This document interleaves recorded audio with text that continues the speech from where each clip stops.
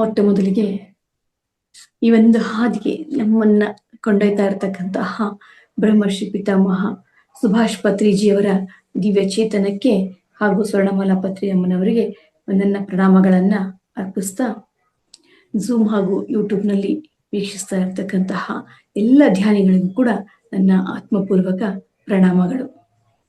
ಹಾಗೆ ಈ ಮಹಾ ಅವತಾರ್ ಫೌಂಡೇಶನ್ ಇದರ ಹಿಂದೆ ಹಾಗೆ ತೆರೆ ಮರೆಯಲ್ಲಿ ಮತ್ತೆ ತೆರೆಯಲ್ಲಿ ಕೆಲಸ ಮಾಡ್ತಾ ಇರತಕ್ಕಂತಹ ಎಲ್ಲ ಮಾಸ್ಟರ್ಗಳಿಗೂ ಕೂಡ ನನ್ನ ಆತ್ಮಪೂರ್ವಕ ಪ್ರಣಾಮಗಳು. ಮಾಸ್ಟರ್ಸ್ ಈಗಾಗಲೇ ಮೇಡಮ್ ಅವರು ನನ್ನ ಪರಿಚಯವನ್ನ ಮಾಡಿಕೊಟ್ಟಿದ್ದಾರೆ. ಇಲ್ಲಿ ಆಧ್ಯಾತ್ಮಿಕ ಜೀವನದ ಪಯಣ ಅಂತ ಕೊಟ್ಟಿದ್ದಾರೆ ವಿಷಯ. 16 ವರ್ಷಕ್ಕಿಂತ ಇನ್ನೂ ಹೆಚ್ಚಿಗೆ ತುಂಬಾ ಸೀರಿಯಸ್ ಆಗಿ ಸ್ಟಾರ್ಟ್ ಮಾಡಿರೋದು ಅಂತ ಹೇಳಿದಾಗ ಕಂಪ್ಲೀಟ್ ಮಾಡಿದ್ದು ಅಂದ್ರೆ ಒಂದು 16 ಇಯರ್ಸ್ ಅನ್ಕೋಣ. ಪ್ರಾರಂಭದಲ್ಲಿ ಎಲ್ರು ಹಾಗೇನೆ ಜನ ಸ್ವಲ್ಪ ಸ್ವಲ್ಪ ತಿಳಿದಿರುತ್ತೆ, ಆದ್ರೆ ಅದನ್ನ ಅಳವಡಿಸ್ಕೊಂಡು ಮುಂದುವರ್ಸ್ಕೊಂಡು ಹೋಗೋದಕ್ಕೆ ನಮಗೆ ಆಗ್ತಿರಲ್ಲ. ನಮ್ಮ ಒಂದು ಏನೋ ಏನ್ ಹೇಳ್ತಾರೆ ಅದಕ್ಕೆ ಮೈಗಳತನ ಅಂತಾನೆ ಹೇಳ್ಬೋದು. ಸುಮಾರಿದೆ ಪದಗಳು. ಈಗ ನನ್ನ ಒಂದು ಆಧ್ಯಾತ್ಮಿಕ ಪಯಣ, ಆಧ್ಯಾತ್ಮಿಕತೆ ಅಂದ್ರೇನೆ ನನ್ನನ್ನ ನಾನು ಅರಿಯುವಂಥದ್ದು, ಆತ್ಮನನ್ನ ತಿಳಿಯುವಂಥದ್ದು. ಆತ್ಮವನ್ನ ತಿಳಿಯುವಂತಹ ಹಾದಿ ನನಗೆ ಪ್ರಾರಂಭ ಆಗಿರ್ತಕ್ಕಂಥದ್ದು 2006 ಅಂತಂದ್ರೆ ಡಿಸೆಂಬರ್ ಅಥವಾ ನವೆಂಬರ್ ಅಲ್ಲಿ ಇರ್ಬೋದು. ನನ್ನ ಮದುವೆ 2007 ಫೆಬ್ರವರಿ 4 ಅಂತ ಫಿಕ್ಸ್ ಆಗಿತ್ತು.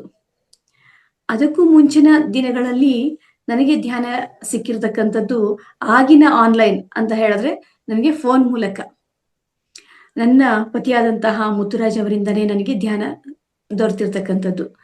ಅವರು ಸ್ಪಿರಿಚುವಲ್ ರಿಯಾಲಿಟಿ ಅನ್ನುವಂತಹ ಒಂದು ಸಿಡಿಯನ್ನ ನೋಡ್ಬಿಟ್ಟು ನನಗೆ ಈ ರೀತಿ ಧ್ಯಾನವನ್ನ ಮಾಡೋದು ಅಂತ ಹೇಳಿ ಕಣ್ಣು ಮುಚ್ಕೋ, ಕೈ ಕಟ್ಕೊಂಡು ನೀನು ಉಸಿರನ್ನೇ ಗಮನಿಸ್ತಾ ಧ್ಯಾನ ಮಾಡು ಅಂತ ನನಗೆ ಹೇಳಿದ್ರು.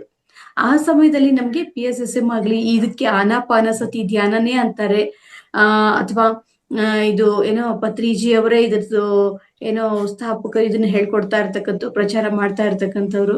ಇಂತಹದ್ದು ಯಾವುದು ಕೂಡ ನಮ್ಗೆ ಗೊತ್ತಿರ್ಲಿಲ್ಲ. ಅವ್ರಿಗೆ ಗೊತ್ತಿರ್ತಕ್ಕಂಥದ್ದು ಕೂಡ ಏನು ಅಂತ ಹೇಳಿದ್ರೆ ಆ ಒಂದು ಸ್ಪಿರಿಚುವಲ್ ರಿಯಾಲಿಟಿ ಅನ್ನುವಂತಹ ಸಿಡಿ. ಸ್ಪಿರಿಚುವಲ್ ರಿಯಾಲಿಟಿ ಅಂತ ಹೇಳಿದ್ರೆ ಆಧ್ಯಾತ್ಮಿಕ ಸತ್ಯ ಅನ್ನುವಂಥದ್ದು. ಆ ಒಂದು ಸಿಡಿ ಅವ್ರ ಕೈನಲ್ಲಿ ಸಿಕ್ಕಿದ್ದು ಕೂಡ ಬಹಳ ಒಂದು ವಿಶೇಷ ಅಂತ ಹೇಳ್ಬೇಕು. ಯಾಕೆಂದ್ರೆ ನಮ್ಮನ್ನ ಈ ರೀತಿ ಒಂದು ಹಾದಿಗೆ ಕೊಂಡೊಯ್ಯಬೇಕಾದ್ರೆ ಆ ಒಂದು ಪ್ರಕೃತಿ, ಆ ಒಂದು ವಿಶ್ವ ಚೈತನ್ಯ ನಮ್ಮಲ್ಲಿ ಎಷ್ಟು ಕೆಲಸ ಮಾಡುತ್ತೇವೆ ಅನ್ನುವಂಥದ್ದು. ಅವ್ರ ಫ್ರೆಂಡ್ ಯಾರೋ ಯೋಗಾಸನ ಎಲ್ಲ ಮಾಡೋದನ್ನ ನೋಡ್ಬಿಟ್ಟು ಇವ್ರಿಗೆ ಇದನ್ನ ಕೊಟ್ರೆ ಒಳ್ಳೇದಾಗುತ್ತೆ ಸರಿ ಅಂತ ಹೇಳ್ಬಿಟ್ಟು ಆ ಸಿಡಿಯನ್ನ ಕೈಯಲ್ಲಿ ಇಟ್ಟಿರೋದು. ಇವ್ರ ಹತ್ರ ಲ್ಯಾಪ್ಟಾಪ್ ಇರ್ಲಿಲ್ಲ, ಏನಿರ್ಲಿಲ್ಲ. ಇವರು ಆ ಸಿಡಿಯನ್ನ ಅವ್ರ ಫ್ರೆಂಡ್ ಲ್ಯಾಪ್ಟಾಪ್ ಅಲ್ಲಿ ಹಾಕ್ಬಿಟ್ಟು ನೋಡಿರ್ತಕ್ಕಂಥದ್ದು. ಅದನ್ನ ನೋಡಿ ನಂತರ ನನಗೆ ಫೋನಲ್ಲೇನೆ ಹೇಳಿದ್ರು, ಸರಿ ಆಯ್ತು ಒಳ್ಳೇದಲ್ಲ ಅಂತ ಹೇಳ್ಬಿಟ್ಟು ನಾನು ಕೂಡ ಪ್ರಾರಂಭ ಮಾಡಿದೆ. ಸುಮ್ನೆ ಡೈಲಿ ಒಂದು 10 ನಿಮಿಷ, ಅದು ಉಸಿರು ಗಮನಿಸ್ತಿದ್ನೋ ಇಲ್ವೋ ಗೊತ್ತಿಲ್ಲ, ಒಟ್ನಲ್ಲಿ ನಾನು ಕೂತಿದ್ದಂತೂ ನನಗೆ ನೆನಪಿದೆ. ಅದಾದ್ಮೇಲೆ 2007ರಲ್ಲಿ ನಾನು ಫೆಬ್ರವರಿ 4 ಮದ್ವೆಯಾಗಿ ಬೆಂಗಳೂರಿಗೆನೆ ಬಂದ್ವಿ. ಬೆಂಗಳೂರಲ್ಲಿ ವಿಜಯನಗರದಲ್ಲಿ ನಾವು ಮನೆ ಇತ್ತು. ಹಾಗೆ ಇವರಂತೂ ಆಫೀಸ್ಗೆ ಹೋಗಿ ಬರೋದು ಮಾಡ್ತಾ ಇದ್ರು. ಆಮೇಲೆ ನಾನು ಮನೆಯಲ್ಲಿ ಇರ್ತಾ ಸುಮ್ನೆ ಅಂತೂ ಕುತ್ಕೊಳ್ಳೋಳಲ್ಲ ನಾನು. ಹಾಗೆ ಏನಾದ್ರು ಓದೋದು ಇದೆಲ್ಲ ಮಾಡ್ತಾ ಇದ್ದೆ. ಜೊತೆಗೆ ಒಂದು ದಿನ ಹೀಗೇನೆ ನಮ್ಮ ಪಯಣ ನಡೀತಾ ಇತ್ತು. ಅವರಿಗೆ ಧ್ಯಾನದಲ್ಲಿ ತುಂಬಾ ಅನುಭವಗಳು ಆಗ್ತಾ ಇತ್ತು. ಅದನ್ನ ನೋಡ್ಬಿಟ್ಟು ಅವರು ನನಗೆ ರಾತ್ರಿ ಮತ್ತು ಬೆಳಗ್ಗೆ ಕೂರ್ಸೋದಕ್ಕೆ ಬಿಡ್ತಾನೆ ಇರ್ಲಿಲ್ಲ. ಒಂದು 10 ನಿಮಿಷ ಮಾಡೋಣ ಅನ್ನೋದು 10 ನಿಮಿಷ, ಬೆಳಗ್ಗೆ 10 ನಿಮಿಷ, ಮತ್ತೆ ರಾತ್ರಿ 10 ನಿಮಿಷ ಧ್ಯಾನ ಮಾಡಿನೇ ನಾವು ಮಲಗ್ತಾ ಇದ್ದದ್ದು. ಈ ರೀತಿ ಇರುವಾಗ ಹೀಗೇನೆ ಮತ್ತೆ ಅವಾಗ ಸ್ಪಿರಿಚುವಲ್ ರಿಯಾಲಿಟಿ ನೋಡೋದೆ ಕೆಲಸ ನಮ್ದು. ಅದರಲ್ಲಿ ಒಂದೊಂದ್ಸರಿ ನೋಡಿದಾಗ ಒಂದೊಂದು ವಿಷಯ ಕ್ಲಿಕ್ ಆಗುತ್ತೆ, ಒಂದೊಂದ್ಸರಿ ಒಂದೊಂದು ವಿಷಯ ತಿಳಿತಾ ಹೋಗುತ್ತೆ. ಅದನ್ನ ಪತ್ರಿಸರೆ ಮಾಡ್ತಿರ್ತಕ್ಕಂತಹದ್ದು ಸ್ಪಿರಿಚುವಲ್ ರಿಯಾಲಿಟಿ ಅಂತ ಅದ್ಭುತವಾಗಿರ್ತಕ್ಕಂತಹ ಒಂದು ವಿಡಿಯೋ ಅದು. ಅಂದ್ರೆ ಧ್ಯಾನ ಮಾಡಿದ್ರೆ ಏನಾಗುತ್ತೆ, ಧ್ಯಾನ ಮಾಡಿಲ್ಲ ಅಂದ್ರೆ ಏನಾಗುತ್ತೆ, ಧ್ಯಾನ ಮಾಡದೇ ಇರತಕ್ಕಂತಹ ಆತ್ಮದ ಸ್ಥಿತಿ ಯಾವ ರೀತಿ ಇರುತ್ತೆ, ಮತ್ತೆ ಧ್ಯಾನಕ್ಕೆ ಪೂರಕವಾಗಿರ್ತಕ್ಕಂತಹ ಅಂಶಗಳೇನು, ಆ ವಿಶ್ವಮಯ ಪ್ರಾಣಶಕ್ತಿ ನಮ್ಮೊಳಗೆ ಯಾವ ರೀತಿ ಕೆಲಸವನ್ನ ಮಾಡುತ್ತೆ, ಮತ್ತೆ ಪಿರಮಿಡ್ ಧ್ಯಾನ, ಆ ಪಿರಮಿಡ್ ಒಳಗಡೆ ಕೂತ್ಕೊಂಡು ನಾವು ಧ್ಯಾನ ಮಾಡಿದಾಗ ಎಷ್ಟು ಪ್ರಮಾಣದ ಶಕ್ತಿ ನಮ್ಮಲ್ಲಿ ಸಿಗುತ್ತೆ, ಈ ಎಲ್ಲಾ ಅಂಶಗಳು ನಾವು ಇವತ್ತೇನು PSSM ಅಲ್ಲಿ ನಾವೇನು ಅರಿತುಕೊಳ್ತಾ ಇದ್ದೀವೋ ಆ ಆಧ್ಯಾತ್ಮಿಕ ಸತ್ಯ ಅದೆಲ್ಲವೂ ಕೂಡ ಅದರಲ್ಲಿತ್ತು. ಅದಕ್ಕೆ ಅದು ಅರಗಿಸ್ಕೊಳ್ಳೋದು ಕಷ್ಟ. ಯಾಕಂದ್ರೆ ಅವಾಗ ಧ್ಯಾನ ಸಾಧನೆ ಕಡಿಮೆ ಇತ್ತು. ಕಡಿಮೆ ಇರೋವಾಗ್ಲೇ ನಮ್ಗೆ ನೋಡಿದಾಗ ನಮ್ಗೆ ಅಷ್ಟೊಂದು ಬೇಗ ಬೇಗ ಬೇಗ ಅರ್ಥ ಆಗಿಲ್ಲ. ಈಗ ಬಹಳ ಚೆನ್ನಾಗಿ ಅರ್ಥ ಆಗುತ್ತೆ. ಹಾಗೆ ಸಾಧನೆಯನ್ನು ಮಾಡ್ತಾ ಅದನ್ನ ನೋಡ್ತಾ ನೋಡ್ತಾ ನೋಡ್ತಾನೆ ಹೋಗ್ತಾ ಇದ್ವಿ. ಆಮೇಲೆ ಏನಾಯ್ತು ಅಂತ ಹೇಳಿದ್ರೆ ಹೀಗೆ ಧ್ಯಾನ ಅಂತೂ ನಡೀತಾ ಇತ್ತು. ಒಂದು ಬಾರಿ ಶನಿವಾರ ಒಂದು ನ್ಯೂಸ್ ಪೇಪರ್ ಒಂದು ವಿಜಯ ಕರ್ನಾಟಕ, ಆ ವಿಜಯ ಕರ್ನಾಟಕ ಪೇಪರ್ ಅಲ್ಲಿ ಏನಿತ್ತು ಅಂತ ಹೇಳಿದ್ರೆ ಹಾರೋಹಳ್ಳಿಯ ಕಬ್ಬೆದೊಡ್ಡಿ ಗ್ರಾಮದಲ್ಲಿ ಒಂದು ಮೆಗಾ ಪಿರಮಿಡ್ ಮೈತ್ರೇಯ ಧ್ಯಾನ ವಿಶ್ವವಿದ್ಯಾಲಯಂ ಅನ್ನುವಂಥದ್ದು ಒಂದು ಪಿರಮಿಡ್ ನಿರ್ಮಾಣ ಆಗ್ತಾ ಇದೆ ಅನ್ನುವಂತಹ ವಿಚಾರ ಅದ್ರೊಳಗಡೆ ಬಂದಿತ್ತು. ಮತ್ತೆ ಪಿರಮಿಡ್ ನ ಒಂದು ಆಕೃತಿ ಕೂಡ ಅಲ್ಲಿ ಇತ್ತು. ಇದನ್ನ ನೋಡಿದಾಗ ನನ್ಗೇನ್ ಅನ್ನಿಸ್ತು ಅಂತ ಹೇಳಿದ್ರೆ ಆ ಸಿಡಿ ಒಳಗೆ ಇದ್ದದ್ದೇ ಇದ್ರೊಳಗೆ ಇದೆಯಲ್ಲ, ಹೌದು ಇದೇನೋ ಇರ್ಬೋದು ನೋಡಿ, ಈ ತರದ ಕನ್ಸ್ಟ್ರಕ್ಷನ್ ಇಲ್ಲಿ ಆಗ್ತಾ ಇದೆ ಅಂತ ಹೇಳಿ ನನಗೆ ಗೊತ್ತಾಯ್ತು.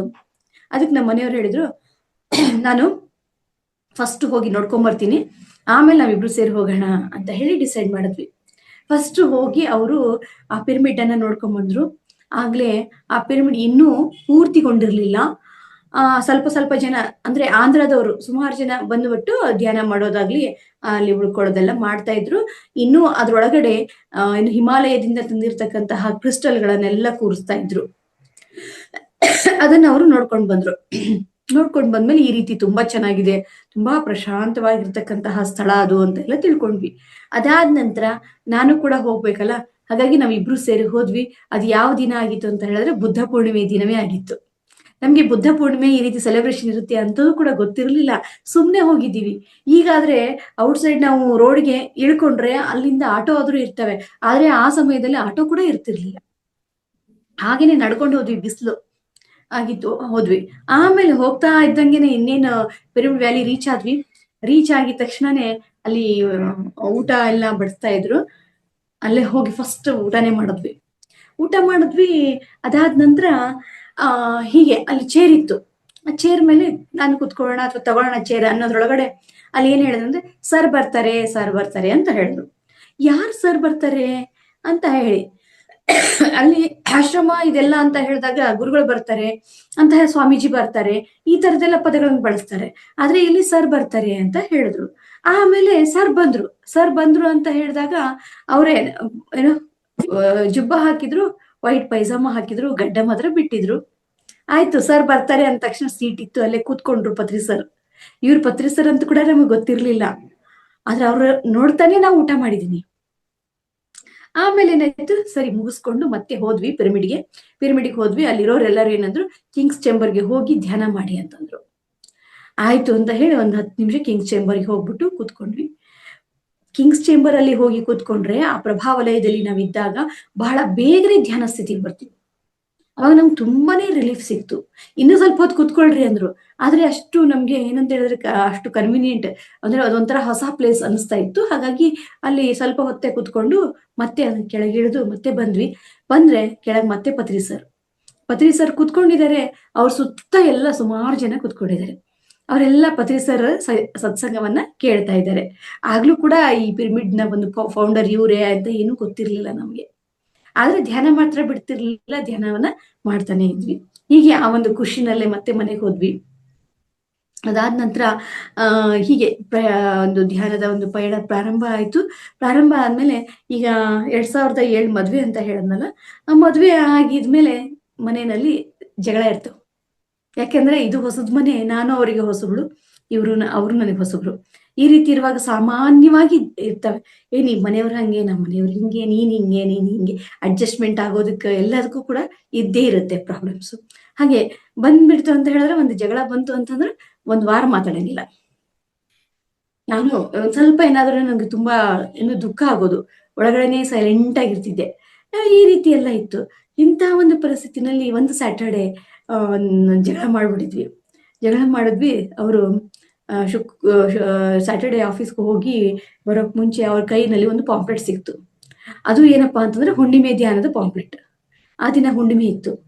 ಆ ಪಾಂಪ್ಲೆಟ್ ಅದು ಎಲ್ಲಿ ಅಂತ ಹೇಳಿದ್ರೆ ರಾಜಾಜಿನಗರ್, ಇವತ್ತಿನ ಒಂದು ರಾಜಾಜಿನಗರ್ ಇದೆಯಲ್ಲ, ಬೆಂಗಳೂರಿನ ರಾಜಾಜಿನಗರ್, ಅಲ್ಲಿ ಸಂಧ್ಯಾ ಮೇಡಮ್ ಅಂತಿದ್ದಾರೆ, ಸಂಧ್ಯಾ ವೆಂಕಟೇಶ್ ಅಂತ.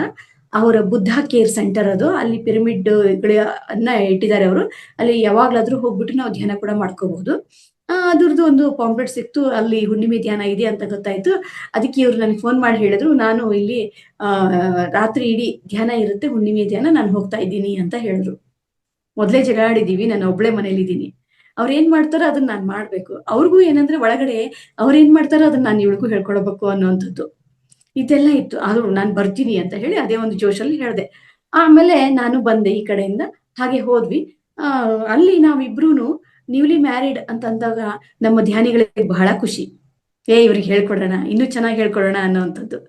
ಆಮೇಲೆ ಅಲ್ಲಿದ್ದವ್ರು ಎಲ್ರು ಕೂಡ ನಮ್ಮನ್ನು ಬಹಳ ಖುಷಿಯಾಗಿ ಆತ್ಮೀಯವಾಗಿ ಬರಮಾಡಿಕೊಂಡ್ರು. ಆಮೇಲೆ ಧ್ಯಾನ ಮಾಡಿದ್ರೆ ತುಂಬಾ ಚೆನ್ನಾಗಿರುತ್ತೆ, ನಿಮ್ಮ ಸಾಂಸಾರಿಕ ಜೀವನ ಕೂಡ ಚೆನ್ನಾಗಿರುತ್ತೆ, ಹಾಗೆ ನಿಮ್ಮ ಹುಟ್ಟುವಂತಹ ಮಕ್ಕಳು ಕೂಡ ಚೆನ್ನಾಗಿ ಹುಟ್ಟುತ್ತವೆ, ಇದೆಲ್ಲವನ್ನ ಹೇಳ್ತಾ ಬಂದ್ರು. ಆಮೇಲೆ ಆ ದಿನ ನಮ್ಮ ಪ್ರೊಫೆಸರ್ ಕೆ ವರಾಹಮೂರ್ತಿ ಅಂತ ಹೇಳಿ ಒಬ್ಬ ಗ್ರೇಟ್ ಮಾಸ್ಟರ್ ಅವ್ರು ಈಗಿಲ್ಲ. ಅವರು ನಮ್ಮ ಕರ್ನಾಟಕ ಧ್ಯಾನ ಪ್ರಗತಿ ಇದು ಪ್ರಚಾರ ಟ್ರಸ್ಟ್ ಅಂತ ಇದೆ, ಆ ಟ್ರಸ್ಟ್ ನ ಅಧ್ಯಕ್ಷರಾಗಿದ್ರು ಅವರು. ಅವರಿಂದಾನೇ ಸತ್ಸಂಗ ಇತ್ತು. ಒಂದು 3 hours ಧ್ಯಾನ ಮಾಡಿದ್ವಿ. ಧ್ಯಾನ ಮಾಡಿ ಆದ್ಮೇಲೆ ಒಂದೆರಡು ಅವರ್ ಹಾಗೆ ಸತ್ಸಂಗ, ಮತ್ತೆ ಸ್ವಲ್ಪ ಏನೋ ಬ್ರೇಕ್ಗೆ ರಿಫ್ರೆಶ್ಮೆಂಟ್ಗೆ ಒಂದ್ ಸ್ವಲ್ಪ ಟೀನೋ ಈ ತರ ಎಲ್ಲ ಇತ್ತು. ಇಡೀ ರಾತ್ರಿ ನಾವು ಸತ್ಸಂಗ ಧ್ಯಾನದಲ್ಲೇನೆ ಕಳೆದ್ವಿ. ನಾವು ಒಂಥರ ಹೊಸಬ್ರು ಅನಿಸ್ದಾಗ, ಆತರ ಇದು ದಂಪತಿಗಳು ಅಂತ ಅನ್ಸಿದಾಗ ಎಲ್ರಿಗೂ ನಮ್ ಬಗ್ಗೆ ತುಂಬಾನೇ ಕೇರ್ ಆಗಿತ್ತು. ಒಬ್ಬೊಬ್ಬರೇ ಬರ್ತಾರೆ ಯಾವಾಗ್ಲೂ ಧ್ಯಾನಕ್ಕೆ. ಗಂಡ ಬಂದ್ರೆ ಹೆಂಡತಿ ಬರಲ್ಲ, ಹೆಂಡತಿ ಬಂದ್ರೆ ಗಂಡ ಬರಲ್ಲ. ಆದ್ರೆ ಇವತ್ತಿನ ದಿನಕ್ಕೆ ನೀವಿಬ್ರು ಜೊತೆ ಸೇರಿ ಬಂದಿದ್ದೀರಲ್ಲ, ಅದು ಗ್ರೇಟ್ ಅಂತ ಅವರೆಲ್ಲ ತುಂಬಾ ಅಪ್ರಿಸಿಯೇಟ್ ಮಾಡಿದ್ರು. ಇಷ್ಟೆಲ್ಲ ಮಾಡ್ಕೊಂಡು ಧ್ಯಾನ ಮುಗಿಸ್ಕೊಂಡು ಮನೆಗೆ ಹೋದ್ರೆ ತುಂಬಾನೇ ಫ್ರೆಶ್. ಅವತ್ತು ಭಾನುವಾರ ಬೇರೆ. ಮಲಗಿದಾಗ ನಾವು ನಿದ್ದೆ ಮಾಡಿದಾಗ ಎಷ್ಟು ಫ್ರೆಶ್ ಇದ್ವು, ಅದಕ್ಕಿಂತ ಹೆಚ್ಚು ನಾವು ಆಕ್ಟಿವ್ ಆಗಿ ಆ ದಿನ ಇದ್ವಿ. ಇದು ನನ್ನ ಪ್ರಥಮ ಅನುಭವ, ತುಂಬಾ ಚೆನ್ನಾಗಿತ್ತು. ಆಮೇಲಿಂದ ನಾವು ಧ್ಯಾನನ ಮತ್ತೆ ಅದನ್ನ ಕಂಪ್ಲೀಟ್ ಆಗಿ ಅಡಾಪ್ಟ್ ಮಾಡ್ಕೊಂಡು ಶುರು ಮಾಡಿದ್ವಿ. ಮತ್ತೆ ಯಾವಾಗ ನಾವು ಧ್ಯಾನ ಶುರು ಮಾಡಿದ್ವಿ ಅವತ್ತಿಂದನೇ ಪ್ರಚಾರ ಕೂಡ ಪ್ರಾರಂಭ ಆಯ್ತು. ಅದು ಏನು ಗೊತ್ತಿಲ್ಲ, ಏನಾದ್ರೂ ಒಂದು ತೊಂದರೆ ಇದ್ದಾಗ, ಪ್ರಾಬ್ಲಮ್ಸ್ ಇದ್ದಾಗ ನಾವು ಧ್ಯಾನಕ್ಕೆ ಬರ್ತೀವಿ ಅಂತ ಹೇಳ್ತೀವಿ. ಆದ್ರೆ ನನ್ನ ಒಂದು ವಿಚಾರದಲ್ಲಿ ಬಂದಾಗ ನಂಗೆ ಧ್ಯಾನ ಸಿಕ್ಕಿದ್ದು ಡೈರೆಕ್ಟ್ ಆಗಿ ನಾನು ಧ್ಯಾನ ಪ್ರಚಾರಕ್ಕೆನೆ ಇಳಿದಿರ್ತಕ್ಕಂಥದ್ದು. ಯಾವಾಗ್ಲೂ ಅಷ್ಟೇ, ನಾನು ಟ್ರಾವೆಲ್ ಮಾಡುವಾಗ ಬ್ಯಾಗ್ ಅಲ್ಲಿ ಪಾಂಪ್ಲೆಟ್ಸ್ ಇರ್ತಾ ಇತ್ತು. ಅಕ್ಕಪಕ್ಕ ಕೂತ್ಕೊಂಡವ್ರಿಗೆ, ಟ್ರೈನಲ್ಲಿ ಮತ್ತೆ ಬಸ್ಸಲ್ಲಿ ಕೂತ್ಕೊಂಡವ್ರಿಗೆ ಧ್ಯಾನ ಹೇಳ್ಕೊಡೋದೇ ಪ್ರಾರಂಭ ಆಯ್ತು. ಹೀಗೆ ನಮ್ಮ ಪಯಣ ಪ್ರಾರಂಭ ಆಯ್ತು. ಅದಾದ ನಂತರ ಪತ್ರಿಜಿಯವರ ಒಂದು ಸಾಂಗತ್ಯ ದೊರೆತಿದ್ದು ಕೂಡ ಅದೊಂದು ವಿಶೇಷನೇ ಅನ್ಕೊಳ್ತೀನಿ. 2009 ಅಥವಾ 10 ಇರ್ಬೋದು, ಅಹಿಂಸಾ ಧ್ಯಾನ ಮಹಾಯಜ್ಞ ಬೆಂಗಳೂರಲ್ಲಿ ನಡೀತು. ಬೆಂಗಳೂರಲ್ಲಿ ನಡೆದಾಗ ನಾವೆಲ್ಲ ಹೋಗಿದ್ವಿ. 5 ಗಂಟೆ ಪ್ರಾರಂಭ ಆಯ್ತು ಆ ಒಂದು ಕಾರ್ಯಕ್ರಮ. ಆ ವೇದಿಕೆನಲ್ಲಿ ಯಾರಿದ್ರು ಅಂತ ಹೇಳಿದ್ರೆ ಇವರು ಕಾರ್ತಿಕೇಯನ್ ಸರ್ ಅಂತ ಇದ್ದಾರೆ. ಅವರು ರಿಟೈರ್ಡ್ CBI ಆಫೀಸರ್. ಅವರಿಗೆ ಪತ್ರಿ ಸರ್ ಅವ್ರಿಗೆ ತುಂಬಾನೇ ಒಂದು ಆಪ್ಯಾಯಮಾನವಾದಂತಹ ಸಂಬಂಧ. ಅವರು ವೇದಿಕೆನಲ್ಲೇ ಇರ್ತಾ ಇದ್ದಾರೆ ಯಾವಾಗ್ಲೂನು. ಬುದ್ಧ ಪೂರ್ಣಿಮೆ ಆಗಿರ್ಬೋದು, ಎಲ್ಲಾದ್ರೂ ಆಗಿರ್ಬೋದು. ಅಂತಹ ಸಮಯದಲ್ಲಿ ಅವರು ಕೂಡ ಆ ವೇದಿಕೆಯನ್ನು ಅವ್ರ ಜೊತೆಗೆ ಹಂಚಿಕೊಂಡಿದ್ರು. ಜೊತೆಗೆ ಅನೇಕ ಮಾಸ್ಟರ್ಸ್ ಎಲ್ಲ ಇದ್ರು. ಪತ್ರಿ ಸರ್ ಆ ಸಮಯದಲ್ಲಿ ಅದೊಂದು ದೊಡ್ಡ ಪ್ರಾಂಗಣ, ನ್ಯಾಷನಲ್ ಪ್ಲೇ ಗ್ರೌಂಡ್ ಅಂದ್ರೆ ಗೊತ್ತು ನಿಮ್ಗೆ, ಇದರಲ್ಲಿ ಬೆಂಗಳೂರಲ್ಲಿ ಇರ್ತಕ್ಕಂಥದ್ದು ದೊಡ್ಡದು. ಅದ್ರ ತುಂಬಾ ಎಲ್ಲ ಜನ ಸೇರ್ಬಿಟ್ಟಿದ್ರು. ಅದರಲ್ಲಿ ಆಲ್ಮೋಸ್ಟ್ ಹೆಚ್ಚಾಗಿರ್ತಕ್ಕಂಥದ್ದು ಯಾರಪ್ಪ ಅಂತ ಹೇಳಿದ್ರೆ ಆಂಧ್ರದವರು. ಈ ರೀತಿ ಇತ್ತು. ಎಲ್ಲ ಧ್ಯಾನ ಕೂತ್ಕೊಂಡ್ವಿ. ಆಮೇಲೆ ಪತ್ರಿ ಸರ್ ಅವ್ರ ಕಾಲಿಗೆ ನಮಸ್ಕಾರ ಮಾಡಿದ್ರೆ ತಿರುಗಿ ಅವರು ನಮಸ್ಕಾರ ಮಾಡೋದು. ಇದು ಒಂದು ನಮ್ಗೆ ಹೊಸದನ್ಸ್ಬಿಟ್ಟು. ಯಾವಾಗ್ಲೂ ಗುರುಗಳು ಅಂತ ಹೇಳಿದಾಗ ಕಾಲಿಗೆ ನಮಸ್ಕಾರ ಮಾಡಿದ್ಕೊಂಡು ಆರಾಮಾಗಿ ಹಿಂಗೆ ಕೂತಿರ್ತಾರೆ, ಕಾಲಿಗೆ ನಮಸ್ಕಾರ ಮಾಡಿಸ್ಕೊತಾನೆ ಇರ್ತಾರೆ. ಆದ್ರೆ ಪತ್ರಿ ಸರ್ ಏನಪ್ಪಾ, ಇವರು ಹೋಗ್ಬಿಟ್ಟು ಮತ್ತೆ ನಮಸ್ಕಾರ ಮಾಡ್ತಿದ್ದಾರೆ ಅವ್ರಿಗೆ. ಆಯ್ತು, ಇದೊಂದು ನಮ್ಮನ್ನ ಏನೋ ಈ ಪತ್ರಿ ಸರ್ನ ಅರ್ಥ ಮಾಡ್ಕೊಳ್ಳೋದಕ್ಕೆ ಒಂದು ಸಮಯ. ಮತ್ತೆ ಅದಾದ ನಂತರ ಕೊಳಲನ್ನ ನುಡಿಸ್ತಾ ನಮ್ಮನ್ನೆಲ್ಲ ಧ್ಯಾನ ಗಂಗೆಯಲ್ಲಿ ಮುಳುಗಿಸ್ಬಿಟ್ರು. ಅವ್ರ ಕೊಳಲಿನ ನಾದಕ್ಕೇನೆ ಅವತ್ತು ನಾವು ಧ್ಯಾನ ಮಾಡಿರ್ತಕ್ಕಂಥದ್ದು, ಪರ್ಫೆಕ್ಟ್ ಆಗಿ ಧ್ಯಾನ ಮಾಡಿರ್ತಕ್ಕಂಥದ್ದು. ಆಮೇಲೆ ಸುಮಾರು ಜನ ಬಂದಿದ್ರು. ಮತ್ತೆ ಅಲ್ಲಿ ಒಂದು ಡೆಮೋ ಆಗಿ ಒಂದು ಪಿರಮಿಡ್ ಕೂಡ ಅಲ್ಲಿ ಇಟ್ಟಿದ್ರು. ಅದ್ರೊಳಗಡೆ ಹೋಗಿ ಕುತ್ಕೊಂಡು ಧ್ಯಾನ ಕೂಡ ನಾವು ಮಾಡಬಹುದಿತ್ತು. ಅಲ್ಲಿ ಆ ಪಿರಮಿಡ್ ನ ಒಂದು ಅನುಭವ ಕೂಡ ಆಯ್ತು. ಆಮೇಲೆ ಪತ್ರಿ ಸರ್ ಹಿಂಗ್ ಬರ್ತಾ ಇದ್ರೆ ಸಹಿತ ಸುಮಾರು ಜನ ಅವ್ರನ್ನ ಕಾಲ್ ಮುಗಿತಾ ಇದ್ರೆ ಅವ್ರ ಕಾಲ್ ಮುಗಿಸ್ಕೊತಿರ್ಲಿಲ್ಲ. ಈ ಎಲ್ಲಾ ಪಾಯಿಂಟ್ಸ್ ನನ್ನ ತಲೆನಲ್ಲಿ ಬರಕ್ ಪ್ರಾರಂಭ ಆಯ್ತು. ಅದಕ್ಕೂ ಮುಂಚೆ ನಮ್ಮ ಮನೆಯವರು ತುಂಬಾನೇ ಡೀಪ್ ಆಗಿ ಧ್ಯಾನ ಮಾಡ್ತಾ ಇರೋದ್ರಿಂದ ಅವ್ರಿಗೆ ಪತ್ರಿಸರ್ ಬಗ್ಗೆ ಸುಮಾರಷ್ಟು ವಿಷಯಗಳೆಲ್ಲ ತಿಳಿದಿತ್ತು. ಆಮೇಲೆ ಹೀಗೇನೆ ನಡೀತು ಪಯಣ. ಜೊತೆನಲ್ಲಿ ನನಗೆ ಆ ಸಮಯದಲ್ಲಿ 2008 ಅದೇ ಸಮಯದಲ್ಲಿ ಇದೆಲ್ಲ ಪ್ರೊಸೆಸ್ ನಡೆಯೋ ಹೊತ್ತಿಗೆ 1 ವರ್ಷ ಅಷ್ಟರಲ್ಲಿ ನನಗೆ ಎಂಟ್ರೆನ್ಸ್ ಎಕ್ಸಾಮ್ ಬರ್ದೆ. ಏನ್ ಬಿಡು ನಾನು ಓದಿಲ್ಲ, ಏನೇ ಎಂಟ್ರೆನ್ಸ್ ಎಕ್ಸಾಮ್ ಪಾಸ್ ಆಗುತ್ತೆ, ನನಗೇನ್ ಜಾಬ್ ಸಿಗಲ್ ಬಿಡು ಅಂತ ಹೇಳಿ ನಾನು ಬೇರೆ ಏನಾದ್ರು ಪ್ಲಾನ್ ಮಾಡೋಣ ಅಂತ ಅನ್ಕೊಳ್ತಾ ಇದ್ದೆ. ಆದ್ರೆ ಒಂದ್ ಸ್ಯಾಟರ್ಡೆ ನಮ್ಮ ಮನೆಯವರು ಹೋಗ್ಬಿಟ್ಟು ಆ ಲಿಸ್ಟ್ ಅನ್ನ ನೋಡಿದ್ರೆ ಆ ಲಿಸ್ಟ್ ಅಲ್ಲಿ ನನ್ನ ಹೆಸರಿತ್ತು. ತುಂಬಾ ಖುಷಿ ಆಯ್ತು. ಆಗ ಜಾಬ್ ನನಗೆ ಬಂತು. ಅದಕ್ಕೂ ಮುಂಚೆ ಏನಾಗಿತ್ತಪ್ಪ ಅಂದ್ರೆ ನಮ್ಮ ಮನೆಯವರ ಜಾಬ್ ಅಲ್ಪ ಸ್ವಲ್ಪ ಅಲ್ಲಾಡ್ತಾ ಇತ್ತು. ಹೆಂಗ್ ಅಲ್ಲಾಡ್ತಾ ಇತ್ತು ಅಂತ ಹೇಳಿದ್ರೆ, ಫಸ್ಟ್ ಒಂದಷ್ಟು ವರ್ಷ ಜಾಬ್ ಮಾಡಿದ್ರು. ಮಾಡಿ ಆದ್ಮೇಲೆ ಅವ್ರಿಗೆ ಜಾಬ್ ಇಂದ ಅವರೇ ಒಂದ್ ಕಂಪ್ನಿಗೆ ರಿಸೈನ್ ಮಾಡಿದ್ರು. ಬೇರೆ ಒಂದ್ ಕಂಪ್ನಿಗೆ ಹೋಗ್ಬೇಕು ಅಂತ ಡಿಸೈಡ್ ಮಾಡಿದ್ರು. ಹಾಗೆ ಸಾಫ್ಟ್ವೇರ್ ಅಂತ ಒಂದು ಕೋರ್ಸ್ ಮಾಡ್ಕೊಂಡ್ರು. ಎಲ್ಲ ಮಾಡ್ಕೊಂಡ್ರು. ಇಂಟರ್ವ್ಯೂಗೆ ಅಂತ ಹೋದರೆ ಇಂಟರ್ವ್ಯೂನಲ್ಲಿ ಪಾಸ್ ಆಗಲ್ಲ. ಮತ್ತೆ ಅವರು ವಾಪಸ್ ಬರೋದು, ಮತ್ತೆ 4 ಅವರ್ ಧ್ಯಾನ ಮಾಡೋದು. ಇದೇ ಕೆಲಸ ನಡೀತಾ ಇತ್ತು. ಆಮೇಲೆ ನನಗಂತೂ ಜಾಬ್ ಸಿಕ್ತು 2008ರಲ್ಲಿ. ನಾವು ವಿಜಯನಗರದಿಂದ ಹೊಸಕೋಟೆಗೆ ಶಿಫ್ಟ್ ಆಗ್ಬಿಟ್ವಿ. ಅಂದ್ರೆ ನನಗೆ ತುಂಬಾ ಹತ್ರ ಕೋಲಾರ ಡಿಸ್ಟ್ರಿಕ್ಟ್ ಜಾಬ್ ಸಿಕ್ತು. ಆಯ್ತು ಅಂತ ಹೇಳಿ ನಾನು ಈ ಕಡೆ ಹೋಗೋದಕ್ಕೆ ಈಸಿ ಆಗುತ್ತೆ, ಇವರು ಬೆಂಗಳೂರಿಗೆ ಬರೋದಕ್ಕೆ ಈಸಿ ಆಗುತ್ತೆ ಅಂತ ಹೇಳಿ ಸರಿ ನನ್ನ ಜಾಬ್ ಅಂತೂ ಕಂಟಿನ್ಯೂ ಆಯ್ತು. ಅಷ್ಟರಲ್ಲಿ ಇವ್ರ ಜಾಬ್ ಹೋಯ್ತು. ನೋಡಿ, ಪ್ರಕೃತಿ ನಮಗೆ ಯಾವ ರೀತಿಯಾದಂತಹ ಒಂದು ಸಹಕಾರ ನೀಡುತ್ತೆ ಅಂತ ಹೇಳಿ. ಆಲ್ರೆಡಿ ಆಧ್ಯಾತ್ಮಿಕತೆಯಲ್ಲಿ ಇದ್ವಿ, ಆ ಒಂದು ಸಾಧನೆಯಿಂದ ನಮ್ಗೆ ಇದೆಲ್ಲ ಆ ನನ್ಗೆ ಜಾಬ್ ಸಿಕ್ತು, ಅವ್ರಿಗೆ ಜಾಬ್ ಹೊರಟೋಯ್ತು. ಆದ್ರೂ ಕೂಡ ಇಬ್ರದು ಜಾಬ್ ಇದ್ದಾಗ ಜೀವನ ತುಂಬಾ ಚೆನ್ನಾಗಿರುತ್ತೆ. ನಾನು ಅನ್ಕೊಂಡಿದ್ದೆ, ನಾನು ಕೂಡ MSc ಮಾಡಿದೀನಿ, BEd ಮಾಡಿದೀನಿ, ನನಗೂ ಕೂಡ ಅವರೊಬ್ಬ ಇಂಜಿನಿಯರ್, ನಾವಿಬ್ರು ಕೂಡಿ ತುಂಬಾ ಚೆನ್ನಾಗಿ ಹೈಫೈ ಲೈಫ್ ಲೀಡ್ ಮಾಡ್ಬೋದು ಅಂತ ನಾವ್ ಇಲ್ಲಿ ಬಂದವರು. ಆದ್ರೆ ಆಗಿದ್ದೇ ಬೇರೆ. ಅದಾದ ನಂತರ ನನಗಂತೂ ಜಾಬ್ ಸಿಗ್ತಾ ಆಯ್ತು, ಹೋಗ್ತಾ ಇದ್ದೆ. ಕೊನೆಗೆ ಇವ್ರಿಗೆ ಜಾಬ್ ಇರ್ಲಿಲ್ವಲ್ಲ, ಮತ್ತೆ ಅವ್ರು ಇಂಟರ್ವ್ಯೂ ಹೋಗ್ಬೇಕಿತ್ತು. ಇಂಟರ್ವ್ಯೂ ಹೋಗ್ತೀನಿ ಅಂತ ಹೇಳಿ ತುಂಬಾ ಚೆನ್ನಾಗಿ ಟ್ರಿಮ್ ಆಗಿ ರೆಡಿ ಆಗಿ ಹೋಗೋರು. ಹೋಗಿ ಆದ್ಮೇಲೆ ಆ ಕಡೆ ಹೋಗ್ತಾನೆ ಇರ್ಲಿಲ್ಲ. ಅಲ್ಲಿ ಹೋಗಿ ಇಂಟರ್ವ್ಯೂ ಕೊಟ್ಟರು ಅವ್ರದ್ದು ಪಾಸ್ ಆಗ್ತಿರ್ಲಿಲ್ಲ. ಮತ್ತೆ ಅವರು ಆ ಸಂಧ್ಯಾ ಮೇಡಮ್ ಅವ್ರ ಮನೆಗೆ ಬರೋದು, ಮತ್ತೆ 3 ಅವರ್ 4 ಅವರ್ ಧ್ಯಾನ ಮಾಡೋದು. ಅವಾಗ ಸಂಧ್ಯಾ ಮೇಡಮ್ಗೆ ಪರಿಚಯ ಇವರು. ಏನ್ ಮುತ್ತುರಾಜ್ ನೀನು ಇಷ್ಟು ಧ್ಯಾನ ಮಾಡ್ತೀಯ ನೀನು, ನಿನ್ಗೆ ಮನೆ ನಿನ್ ಕೆಲ್ಸ ಏನು ಬೇಡವಾ ಅಂತ ಕೂಡ ಕೇಳಿದ್ದಾರೆ ಮೇಡಮ್. ಆದ್ರೆ ಇವರ ಸೆಳೆತ ಮಾತ್ರ ಬರೀ ಧ್ಯಾನನೇ ಇತ್ತು. ಆದ್ರೆ ಅವ್ರಿಗೂ ಅಷ್ಟೇ, ನನ್ ಬೆಂಗಳೂರಿಗೆ ಬಂದಿದ್ದೀನಿ ಅಂತ ಹೇಳಿದ್ರೇನೆ ನಾನು ಏನಾದ್ರೂ ಒಂದು ಮಾಡ್ಬೇಕು, ನನ್ನದೇ ಆದಂತದ್ದು ಒಂದು ಹೆಸರನ್ನ ನಾನು ಗಳಿಸ್ಬೇಕು, ನಾನು ಆಕ್ಚುಲಿ ಒಬ್ಬ ಹೀರೋ ಆಗ್ಬೇಕು, ಈ ತರದ್ದು ಒಂದು ಆಸೆನ ಇಟ್ಕೊಂಡು ಬಂದಿರ್ತಕ್ಕಂಥವ್ರು. ಆದ್ರೆ ಆ ಆಸೆ ಏನಾಯ್ತು ಅಂತ ಹೇಳಿದ್ರೆ, ಈ ಆಧ್ಯಾತ್ಮಿಕತೆಯಲ್ಲಿ ಅವರನ್ನ ಮುಂದುವರಿಸೋದಕ್ಕೆ ಈ ಪ್ರಕೃತಿ ಅವರನ್ನ ಸಹಕಾರ ತಗೊಳ್ತಾ ಇದೆ. ಹೀಗೇನೆ 4 ಅವರ್ ಧ್ಯಾನ ಮಾಡೋದು. ಏನಾಯ್ತು ರೀ ಇಂಟರ್ವ್ಯೂ ಅಂತ ನಾನು ಕೇಳ್ಬೇಕು. ಅವಾಗ ಮತ್ತೆ ಅವರು ಅದ್ರ ಬಗ್ಗೆ ಏನು ಮಾತಾಡ್ತಿರ್ಲಿಲ್ಲ. ಮತ್ತೆ ಅದೇ ಸಮಯಕ್ಕೆ ಪತ್ರಿ ಸರ್ ತುಂಬಾ ಕರ್ನಾಟಕದಾದ್ಯಂತ ಓಡಾಡ್ತಾ ಇದ್ರು. ಆ ಸಮಯದಲ್ಲಿ ಪತ್ರಿ ಸರ್ ಸ್ಪೀಚ್ ಎಲ್ಲಿರುತ್ತೋ, ಎಲ್ಲಿ ಸತ್ಸಂಗ ಇರುತ್ತೋ, ಎಲ್ಲಿ ಧ್ಯಾನ ಇರುತ್ತೋ ಅಲ್ಲಿ ಇವ್ರು ಹೋಗ್ಬಿಡೋರು. ಹೋಗೋದು, ಮತ್ತೆ ಮನೆಗೆ ಬಂದು ಕೇಳಿದ್ರೆ ಏನು ಉತ್ತರ ಇರ್ತಿರ್ಲಿಲ್ಲ.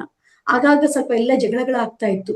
ಜಗಳ ಅಂತ ಹೇಳಿದ್ರೆ ನನ್ ಧ್ಯಾನ ಅಂತೂ ಒಳ್ಳೇದು ಗೊತ್ತಿದೆ, ಆದ್ರೂ ಕೂಡ ಏನೋ ಒಂದು ಲೈಫ್ ಲೀಡ್ ಮಾಡೋಕೆ ಇವರು ಒಬ್ರು ವರ್ಕ್ ಮಾಡಿದ್ರೆ ಚೆನ್ನಾಗಿರ್ತಿತ್ತಲ್ಲ ಅನ್ನೋಂಥದ್ದು ಒಂದು ಆಸೆ ಅಷ್ಟೇ.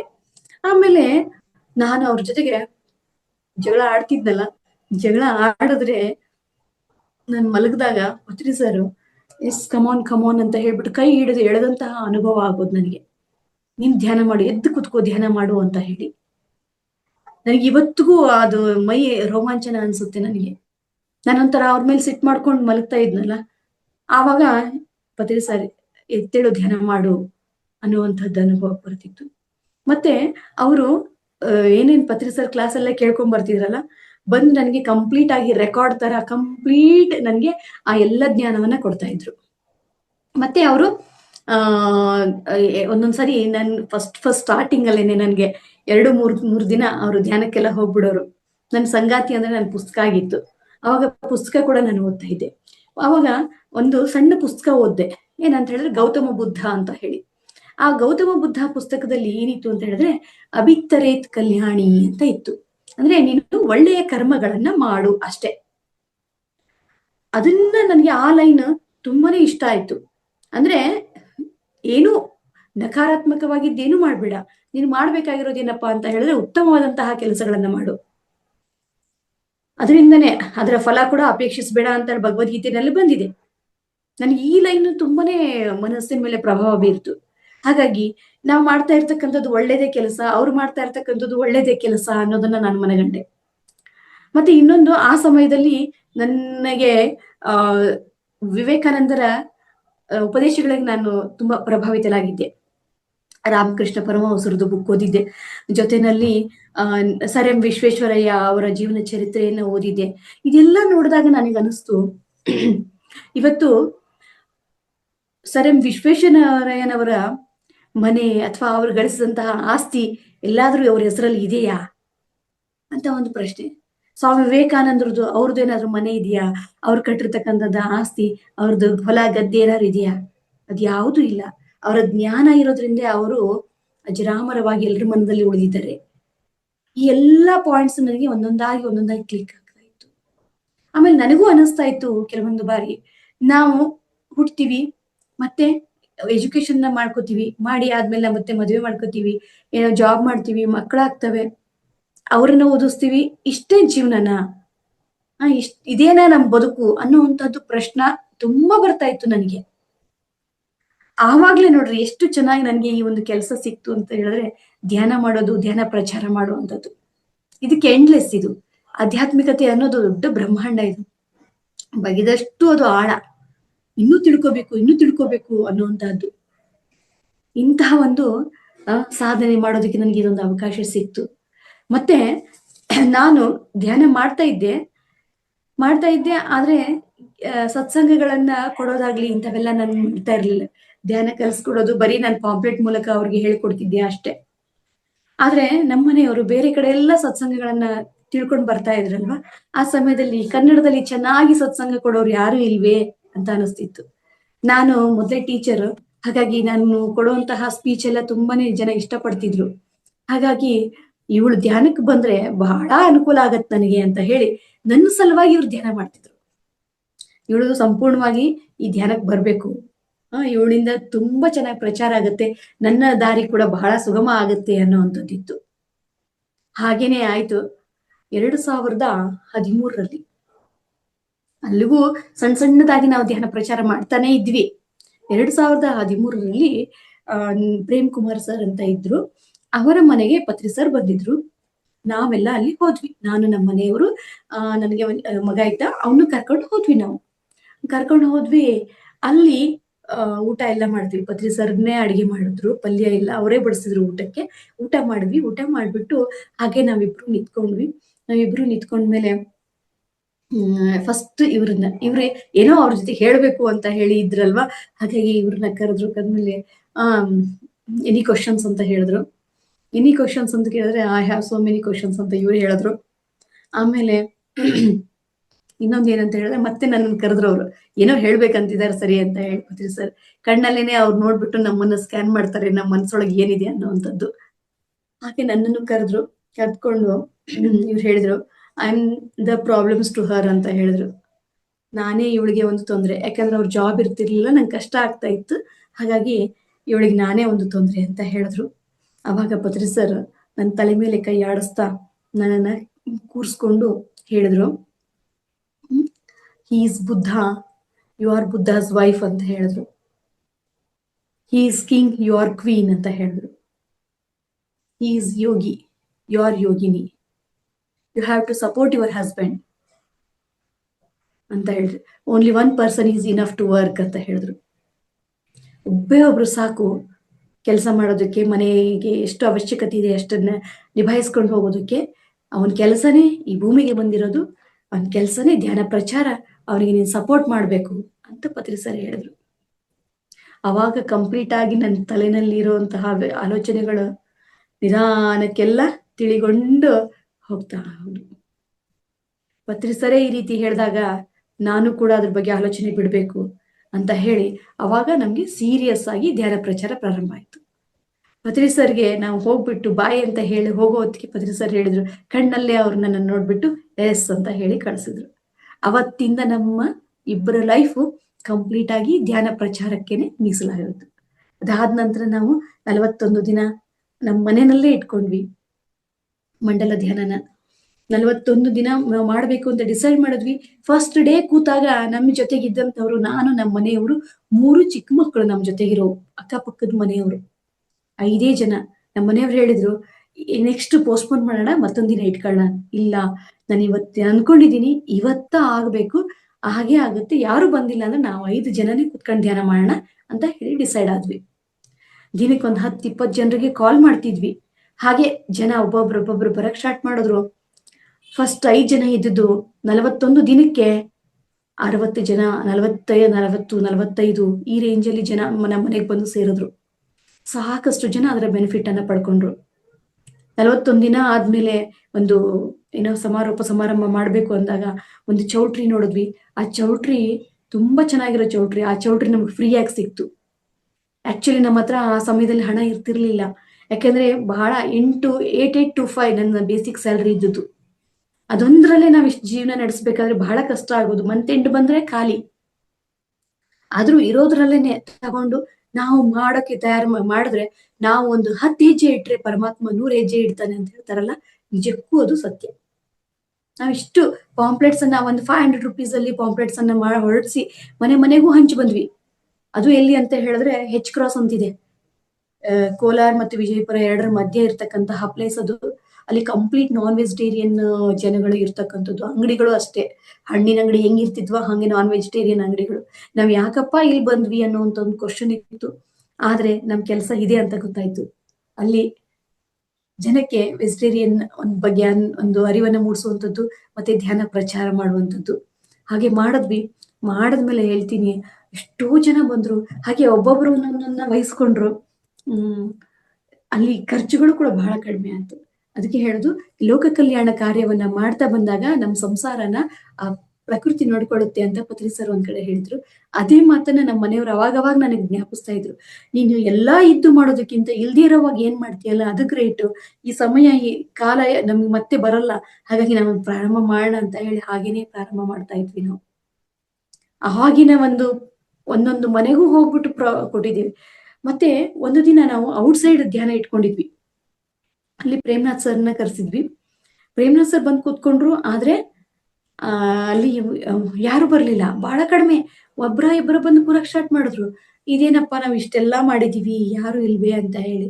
ಅವರು ಪ್ರೇಮ್ನಾಥ್ ಸರ್ ಒಂದೇ ಒಂದ್ ಮಾತು ಹೇಳಿದ್ರು ನನಗೆ, ನೀನ್ ಚಿಂತೆ ಮಾಡ್ಬೇಡ, ಒಬ್ಬರ ಬರ್ಲಿ ನಾನ್ ಧ್ಯಾನ ಹೇಳ್ಕೊಡ್ತೀನಿ ಅಂದ್ರು. ಅದು ತುಂಬಾ ಕಾನ್ಫಿಡೆನ್ಸ್ ಬಂತು ನಮ್ಗೆ. ಪಿರಮಿಡ್ ಮಾಸ್ಟರ್ ಅಂದ್ರೆ ಹೀಗಿರ್ಬೇಕು.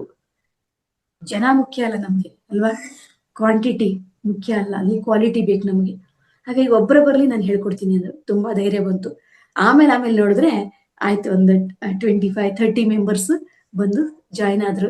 ಅಲ್ಲಿ ನಾವು ಕರೆದಿರೋಕ್ಕಿಂತ ಬೇರೆಯವ್ರು ಬಂದಿದ್ದೇ ಹೆಚ್ಚಾಗಿತ್ತು. ಎಲ್ಲ ಬಂದ್ರು. ಇವತ್ತಿಗೂ ಅವರೆಲ್ಲ ಧ್ಯಾನನ ಕಂಟಿನ್ಯೂ ಮಾಡ್ತಾ ಇದ್ದಾರೆ. ಈ ರೀತಿ ಅಂದ್ರೆ ನಾವು ಮಾಡ್ಬೇಕು, ಇದು ಒಂದು ಒಳ್ಳೆ ಕೆಲಸ ಅಂತಂದಾಗ, ಅದನ್ನ ಮಾಡ್ಬೇಕು ಅಂತಂದಾಗ ನಾವು ಕೂಡ ನಮ್ಗೆ ಪ್ರಕೃತಿ ತುಂಬಾ ಸಹಕಾರವನ್ನ ನೀಡುತ್ತೆ. ಹೀಗೆಲ್ಲ ಮಾಡಿದಾಗ ಪತ್ರಿಸ್ ಅವ್ರಿಗೆ ಗೊತ್ತಾಯ್ತು. ಹೇಗೆ ಅಂತ ಹೇಳಿದ್ರೆ, ನಾವ್ ಒಂದ್ಸರಿ ಪತ್ರಿ ಸರ್ ಬರ್ಬೇಕು ನಮ್ಮ ಮನೆಗೆ ಅಂತ ಅನ್ಕೊಳ್ತಾ ಇದ್ವಿ. ಸಹಜ ಅಲ್ವಾ, ಪತ್ರಿ ಸರ್ ನಮ್ಮ ಮನೆಗೆ ಬರ್ಬೇಕು ಅನ್ನುವಂಥದ್ದು. ಹಾಗೆ ಒಂದ್ಸರಿ ಸಿಕ್ಕಾಗ ಪತ್ರಿ ಸರ್ಗೆ ಬನ್ನಿ ಸರ್ ಮನೆಗೆ ಅಂತ ಹೇಳಿ ಕರೆದು ಬಂದಿದ್ರು ನಮ್ಮ ಮನೆಯವರು. ಆಮೇಲೆ ನೋಡಿದ್ರೆ ಪತ್ರಿ ಸರ್ ಪಿರಮಿಡ್ ವ್ಯಾಲಿನಲ್ಲಿ ಇದ್ದಾರೆ. I will go to H cross ನಾವು ಅಂತ ಹೇಳ್ತಾ ಇದ್ದಾರೆ. ನಾನು ಹೆಚ್ ಕ್ರಾಸ್ಗೆ ಹೋಗ್ಬೇಕು ಅಂತ ಹೇಳಿ. ಅಲ್ಲಿರೋರಿಗೆ ಏನಿದು ಊರ, ಏನು ಎತ್ತ, ಹೆಚ್ ಕ್ರಾಸ್ ಅಂತ ಇದ್ದಾರೆ, ಏನು ಅಂತ ಹೇಳಿ ಕೆಲವರಿಗೆ ಗೊತ್ತಾಯ್ತು, ಕೆಲವ್ರಿಗೆ ಗೊತ್ತಾಗಿಲ್ಲ. ಅಲ್ಲಿ ಪಿರಮಿಡ್ ಮಾಸ್ಟರ್ ಅಂದ್ರೆ ನಾವಿಬ್ರ. ಪತ್ರಿ ಸರ್ ಅವಾಗ ಬರ್ತೀನಿ ಅಂತ ಹೇಳಿ ನಮ್ಮ ಮನೆಗೆ ಬಂದ್ರು. ಅಲ್ಲಿ ಎಷ್ಟೋ ಮಿನಿಸ್ಟರ್ಸ್ ಕರೆದ್ರು ಸಹಿತ ಅವ್ರ ಮನೆಗಳಿಗೆ ಹೋಗಿಲ್ಲ ಪತ್ರಿ ಸರ್. ಇದು ನಮ್ಗೆಲ್ಲ ಗೊತ್ತಿತ್ತು. ಇನ್ ನಮ್ಮ ಮನೆಗೇನ್ ಬರ್ತಾರ ಬಿಡಪ್ಪ ಅನ್ನೋವಂಥದ್ದು ಇತ್ತು. ಆದ್ರೆ ಪತ್ರಿ ಸರ್ ಬಂದ್ರು ನಮ್ಮ ಮನೆಗೆ. ನಾನು ಕೆಳಗಡೆ ಇಳಿದು ಅವ್ರನ್ನ ವೆಲ್ಕಮ್ ಮಾಡ್ಕೊಳಕ್ಕೆ ಅಂತ ಹೋಗ್ಬಿಟ್ಟು ಶೇಕ್ ಹ್ಯಾಂಡ್ ಕೊಟ್ಟು ಕರ್ಕೊಂಡ್ ಬರ್ತಾ ಇದ್ರೆ, ನನಗೆ ಪತ್ರಿ ಸರ್ ಕೇಳಿದ್ದೇನಪ್ಪಾ ಅಂದ್ರೆ, why did you call me ಅಂತ ಕೇಳಿದ್ರು. ನಾನು ಎಷ್ಟು ಸರಿ ಕೇಳಿದ್ರು ಅಂದ್ರೆ, ಒಂದು 10-20 ಸರಿ ನೀನ್ ಯಾಕೆ ನನ್ನನ್ನು ಕರೆದೆ, ನಾನು ಯಾಕೆ ಕರೆದೆ ಅಂತ ಹೇಳಿ. ನಾನಾಗ everything you only know sir ಅಂತ ಹೇಳಿದೆ. ಎಲ್ಲ ನಿಮಗೆ ಗೊತ್ತಿದೆ ಅಂತ. ನನ್ಗೆ ಯಾಕೆ ಅಂತ ಹೇಳಿದ್ರೆ, ಅವ್ರು ಜಾಬ್ ಮಾಡ್ತಿರ್ಲಿಲ್ವಲ್ಲ, ಹಂಗಾಗಿ ಸ್ವಲ್ಪ ಬೇಜಾರಿತ್ತಲ್ಲ. ಹಾಗಾಗಿ ಪತ್ರಿ ಸರ್ ಏನ್ ಸರ್ ಇದು ಅಂತ ಹೇಳಿ ಒಂದು ಕ್ವಶನ್ ಹಾಕೊಂಡು ಧ್ಯಾನಕ್ಕೆ ಕೂರ್ತಾ ಇದ್ದೆ ನಾನು. ಯಾಕಂದ್ರೆ ಕಷ್ಟ ಆಗೋದು. ಆದ್ರೆ ಪತ್ರಿ ಸರ್ ಬಂದ್ರು ನಮ್ಮ ಮನೇಲಿ ಇದ್ರು. ಹಾಗೇನೆ ಒಂದು ಕಾಫಿ ಕುಡ್ಕೊಂಡು ಎಲ್ಲ ಮಾಡ್ಕೊಂಡು ಮತ್ತೆ ಬಿಡ್ಲಿಲ್ಲ. ನಮ್ಮನ್ನ ಮತ್ತೆ ಚಿಂತಾಮಣಿ ಕರ್ಕೊಂಡು ಹೋಗ್ಬಿಟ್ರು ನಮ್ಮಿಬ್ರನ್ನ. ಅಂದ್ರೆ ನಾವು ಎಲ್ಲೋ ಒಂದು ಕಡೆ ಒಂದು ಮಿಡ್ಲ್ ಕ್ಲಾಸ್ ಜನ ಏನೋ ಒಂದು ವೃತ್ತಿ ಮಾಡ್ಕೊಂಡು ಇರ್ತಕ್ಕಂಥವ್ರು ಅಂಥವ್ರ ಮೇಲೆ ಎಲ್ಲ ಗುರುಕೃಪೆ ಆಗುತ್ತೆ ಅಂತ ಹೇಳಿದಾಗ ನಿಜಕ್ಕೂ ನಮ್ಗೆ ಈ ಒಂದು ಕೆಲಸ ಏನ್ ನಡೀತಾ ಇದೆಯಲ್ಲ ಆ ದಿನಗಳಿಂದ ಈ ದಿನಗಳವರೆಗೂ ನಾವು ಇವತ್ತು ಧ್ಯಾನ ಹೇಳ್ಕೊಡ್ತಾ ಇದೀವಿ ಅಂದ್ರೆ ಲಕ್ಷಕ್ಕಿಂತ ಹೆಚ್ಚು ಜನ ಧ್ಯಾನಿಗಳಾಗಿದ್ದಾರೆ. ಎಷ್ಟೋ ಜನ ಅವರ ಜೀವನದಲ್ಲಿ ಪರಿವರ್ತನೆ ಮಾಡ್ಕೊಂಡಿದ್ದಾರೆ. ಮೇಡಮ್ ನಾನ್ ನಿಮ್ ಕ್ಲಾಸ್ ಕೇಳ್ಬಿಟ್ಟು ನನ್ನ ಲೈಫಲ್ಲಿ ನಾನು ಬಹಳ ಬದಲಾವಣೆ ಆಗಿದ್ದೀನಿ ಅಂತ ಹೇಳ್ತಾರೆ. ಮತ್ತೆ ನಾವು ಧ್ಯಾನ ಮಾಡ್ತಾ ಇರೋದ್ರಿಂದ ನಮ್ಮ ಮಾತು ಮಂತ್ರ ಆಗುತ್ತೆ ಅಂತ ಹೇಳ್ತಾರೆ. ನಾವು ಧ್ಯಾನ ಮಾಡಿದಾಗ ನಾವು ಇಷ್ಟೆಲ್ಲ ತಿಳ್ಕೊಂಡಿರ್ತೀವಿ. ಕರ್ಮ ಸಿದ್ಧಾಂತದ ಬಗ್ಗೆ ತಿಳ್ಕೊಂಡಿರ್ತೀವಿ. ಎಲ್ಲವನ್ನ ತಿಳ್ಕೊಂಡಿರ್ತೀವಿ. ಆಗ ಬೇರೆಯವರು ತಮ್ಮ ಏನಾದ್ರು ಪ್ರಾಬ್ಲಮ್ಸ್ ಅನ್ನ ನಮ್ಮ ಮುಂದೆ ಹೇಳಿದಾಗ ಅದು ನಮ್ಗೆ ಇದೇನ್ ದೊಡ್ಡ ಪ್ರಾಬ್ಲಮ್ ಅನ್ಸೋದಿಲ್ಲ. ಅವಾಗ ನಾವು ಅವ್ರ್ ಏನ್ ಹೇಳ್ತೀವಿ ಸಮಾಧಾನದ ಮಾತುಗಳನ್ನ ಹೇಳ್ತೀವಿ. ಯಾವಾಗ ನಾವು ಆನ್ಲೈನ್ ಸ್ಟಾರ್ಟ್ ಮಾಡಿದ್ವಿ ಆ ಸಮಯದಲ್ಲಿ ಏನಾಗ್ತಿತ್ತು ಅಂದ್ರೆ ಫೋನ್ ಮೂಲಕ ಸಾಕಷ್ಟು ಕರೆಗಳು ಬರ್ತಾ ಇತ್ತು ನಮಗೆ. ಅವಾಗ ನಾನು ಹೇಳಿದಂತಹ ಮಾತಿನಿಂದ ಬಹಳಷ್ಟು ಜನ ಬದಲಾಗಿದ್ದಾರೆ. ಧ್ಯಾನವನ್ನ ಅಳವಡಿಸ್ಕೊಂಡು ಇವತ್ತು ಎಷ್ಟೋ ಒಂದು ಏನು ಈ ಧ್ಯಾನ ಕೇಂದ್ರಗಳನ್ನ ನಡೆಸ್ತಾ ಇದ್ದಾರೆ. ಇದು ತುಂಬಾ ಖುಷಿ ಕೊಟ್ಟಿರ್ತಕ್ಕಂಥದ್ದು. ಹಾಗೆ ತುಂಬಾ ಈ ತರ ಎಲ್ಲ ಕೆಲಸಗಳು ನಡೀತಾ ಇತ್ತು. ಇನ್ನೊಂದು ನನ್ನ ಸಾಧನೆ ಅಂತ ಬಂದಾಗ ನಾನು ನನ್ ಮಗು ಚಿಕ್ಕದು ಅಂದ್ರೇನು ಪ್ರಾರಂಭದಲ್ಲಿ ಧ್ಯಾನ ಏನ್ ಪ್ರಾರಂಭ ಮಾಡ್ತಾ ಇದ್ನಲ್ಲ ಸ್ವಲ್ಪ ಸ್ವಲ್ಪನೇ ಮಾಡ್ತಾ ಇದ್ದೆ ನಾನು. ಆಮೇಲೆ ಮದ್ವೆ ಏನು ಜಾಬ್ ಬಂತು. ಜಾಬ್ ಆದ್ಮೇಲೆ ನಾನು ಕನ್ಸೀವ್ ಆದೆ. ಕನ್ಸೀವ್ ಆದ್ಮೇಲೆ 1 ½ ಮಂತಿಗೆ ನಾನು ಡಾಕ್ಟರ್ ಹತ್ರ ತೋರ್ಸಕ್ ಹೋದೆ. ತೋರ್ಸಕ್ ಹೋದ್ರೆ ಡಾಕ್ಟರ್ ಹೇಳಿದ್ರು, "ಮಗು ಇದು ಸರಿಯಾಗಿ ಬೆಳವಣಿಗೆ ಆಗಿಲ್ಲ" ಅಂತ ಹೇಳಿದ್ರು. 1 ½ ಮಂತಿಗೆ ಆಗುವಂತಹ ಬೆಳವಣಿಗೆ ಆಗಿಲ್ಲ. ನಾನು ಟ್ಯಾಬ್ಲೆಟ್ಸ್ ಕೊಡ್ತೀನಿ ತಗೋ ಆಮೇಲೆ ಬಂದು ಚೆಕ್ ಮಾಡ್ಕೊ ಅಂತ ಹೇಳಿದ್ರು. ಆಯ್ತು ಅಂತ ಹೇಳಿ ನಾನು ಹ್ಞೂ ಅಂತ ಬಂದ್ವಿ. ಬರೋವಾಗ ಆಟೋನಲ್ಲಿ ಬರ್ತಾ ಇರ್ಬೇಕಾದ್ರೇನೆ ನಮ್ಮ ಮನೆಯವ್ರು ನನಗೆ ಒಂದ್ ಮಾತು ಹೇಳಿದ್ರು. "ನೀನು ಟ್ಯಾಬ್ಲೆಟ್ಸ್ ತಗೋತೀಯ ತಗೋ, ಡಾಕ್ಟರ್ ಹತ್ರ ಹೋಗ್ತೀಯ ಹೋಗು. ಆದ್ರೆ ಧ್ಯಾನ ಮಾತ್ರ ಬಿಡಬಾರ್ದು" ಅಂತ ಹೇಳಿದ್ರು. ಹಾಗೇನೆ ಪ್ರತಿದಿನ ಬೆಳಗ್ಗೆ ಮತ್ತು ಸಂಜೆ ಧ್ಯಾನ ಮಾಡಕ್ಕೆ ಕಂಪಲ್ಸರಿಯಾಗಿ ಸ್ಕೂಲ್‌ಗೆ ಹೋಗಿ ಬಂದ್ರು ಸಹಿತ ನಾನು ಧ್ಯಾನ ಬಿಡ್ಲಿಲ್ಲ. ಅದಕ್ಕೆ ಹೇಳೋದು ಸಂಕಟ ಬಂದಾಗ ವೆಂಕಟರಮಣ ಅಂತ ಹೇಳ್ತಾರೆ ನೋಡ್ರಿ. ಅವಾಗ ನಾವು ಸೀರಿಯಸ್ ಆಗಿ ಸ್ಟಾರ್ಟ್ ಮಾಡ್ತೀವಿ ಧ್ಯಾನನ. ನಮ್ಗೇನಾದ್ರು ಕಷ್ಟಗಳು ಬಂದಾಗ ಮಾತ್ರ ನಾವು ನಮ್ಗೆ ಒಳ್ಳೇದಾಗೋದು ಏನಿದೆ ಅಂತ ಹುಡುಕೊಂಡು ಹೋಗ್ತೀವಿ. ಹಾಗೇನೇ ಆಯ್ತು ಮತ್ತೆ ನನಗೆ. ಅಷ್ಟೆಲ್ಲ ನೋಡ್ಕೊಂಡು ತಿಳ್ಕೊಂಡು ಬಂದ್ರು ಸಹಿತ ಮತ್ತೆ ಆ ಮನಸ್ಸು ಅನ್ನೋದಿದೆಯಲ್ಲ ಅದು ಮರ್ಕಟನಂತಹ ಮನಸ್ಸು. ಆಮೇಲೆ ಯಾವಾಗ ನನ್ ಮಗು ಚೆನ್ನಾಗಿ ಬೆಳಿಬೇಕು ಅನ್ನುವಂತಹ ಒಂದು ಆಸೆ ಬಂತಲ್ವಾ, ಆಗ ನಾನು ಸೀರಿಯಸ್ ಆಗಿ ಸ್ಟಾರ್ಟ್ ಮಾಡಿದೆ. ಅವಾಗ ಈ ದುಡ್ಡಿಂದ ಎಷ್ಟೇ ಪ್ರಾಬ್ಲಮ್ಸ್ ಇದ್ರು ಸಹಿತ ನಮ್ಮ ಮನೆಯವ್ರು ಮತ್ತೆ ನನ್ನ ಹತ್ರ ಬರೋರು. ತುಂಬಾ ಪಾಸಿಟಿವ್ ಆಗಿ ಬರೋರು. ಆ ಮಗುಗೆ ಏನು ಫೀಡ್ ಮಾಡ್ಬೇಕು ಅದನ್ನೆಲ್ಲವನ್ನ ನಾವು ಹೇಳ್ತಾ ಇದ್ವಿ. ನನ್ ಮಗು ಹೀಗೆ ಬೆಳಿಬೇಕು, ಹೀಗೆ ಆಗ್ಬೇಕು. ಅವನು ಏನು ಹ್ಮ್ ಏನಾದ್ರು ಕ್ವಶನ್ಸ್ ಕೇಳಿದಾಗ ಪಟ್ ಅಂತ ನನಗೆ ಉತ್ತರ ಕೊಡ್ಬೇಕು. ನಾವೆಲ್ಲ ಟೀಚರ್ ಆಗಿರೋದ್ರಿಂದ ಬಹಳ ಎಕ್ಸ್ಪೆಕ್ಟ್ ಮಾಡ್ತೀವಿ. ಕ್ವಶನ್ಸ್ ಕೇಳಿದಾಗ ಬಹಳ ಬೇಗನೆ ಉತ್ತರ ಕೊಡ್ಬೇಕು ಮಕ್ಕಳು ಅಂತ ಹೇಳಿ. ಅದೇ ರೀತಿ ನಾನು ಹಂಗೆ ಅನ್ಕೊಳ್ತಾ ಇದ್ದೆ. ಅಬಂಡೆಂಟ್ ನಾಲೆಡ್ಜ್ ಇರ್ತಕ್ಕಂತಹ ಮಗು ನನಗೆ ಬೇಕು. ಇದೆಲ್ಲ ನಾನು ಕೇಳ್ತಾ ಧ್ಯಾನದಲ್ಲಿ ಮಾಡ್ತಾ ಮಾಡ್ತಾ ಬಂದೆ. ಆ ಮಗು ನಿಜವಾಗ್ಲೂ ತುಂಬಾ ಚೆನ್ನಾಗಿ ಗ್ರೋತ್ ಆಯ್ತು. ಆಮೇಲೆ ಒಂದು 7 ½ ಮಂತ್ ಆದಾಗ ನಾನ್ ಮಲಗಿದಾಗ ಆ ಮಗುಗೆ ಕಂಜೆಸ್ಟ್ ಆಗುತ್ತಲ್ವಾ 8 8 ½ ತಿಂಗಳು ಹಿಂಗೆಲ್ಲ ಇದ್ದಾಗ ಅದು ಸುಮ್ನೆ ಮಿಸ್ಕಾಡದೆ ಹಾಗೆ ಮಲಗ್ತಾ ಇತ್ತು. ಹಾಗಿರುವಾಗ ನಾನ್ ಅನ್ಕೋತಿದ್ದೆ ಮೂವ್‌ಮೆಂಟ್ ತೋರ್ಸು. ಆ ಇಲ್ಲ ಅಂದ್ರೆ ಅಮ್ಮ ಭಯ ಪಡ್ತಾಳೆ. ಮೂವ್‌ಮೆಂಟ್ ತೋರ್ಸು ಅಂತ ಹೇಳಿದ್ರೆ ಸಾಕು ನಿಜ ಇಷ್ಟು ಚೆನ್ನಾಗಿ ಕಾಲೆಲ್ಲ ಅಲ್ಲಾಡ್ಸೋದು.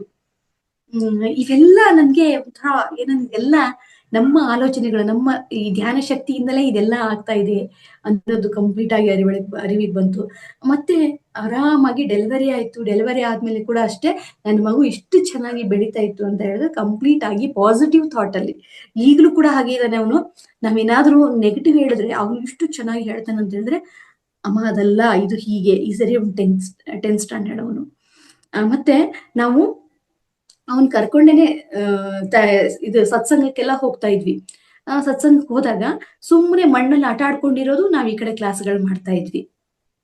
ಈ ರೀತಿ ಮಾಡೋವಾಗ ವೆಜಿಟೇರಿಯನ್ ಬಗ್ಗೆ ಹೇಳಿದ್ವಿ.